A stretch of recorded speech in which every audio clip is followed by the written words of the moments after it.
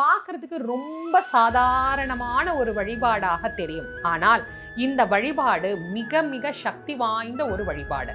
பரம ஏழையும் செய்வதற்கு வசதியாக இருக்கும் அப்படிங்கிறதுனால தான் இந்த வழிபாட்டை பெருமாள் உகந்து ஏற்றுக்கொள்கின்றார். எந்த வீட்டுல மாவிளக்கு போட்டு கோவிந்தான்னு பெருமாளை கூப்பிடுறாங்களோ அந்த வீட்டுக்கு பெருமாளே வந்து எழுந்தருளி அருள் புரிவார் அப்படிங்கிறது நிதர்சனமான உண்மை.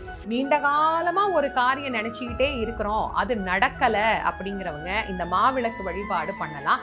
நினைத்த காரியத்தை பெருமாள் நிறைவேற்றி தருவார். அதே போல நோய் இருக்கா, வறுமை இருக்கா, என்ன பிரச்சனை உங்களுக்கு இருக்கோ அந்த பிரச்சனை தீரணும் அப்படின்னு பெருமாள்கிட்ட பிரார்த்தனை பண்ணிக்கிட்டு இந்த வழிபாட்டை நீங்க செஞ்சீங்க அப்படின்னா நிச்சயமாக உங்களுக்கு அந்த வழிபாடு பலனுள்ளதாக இருக்கும்.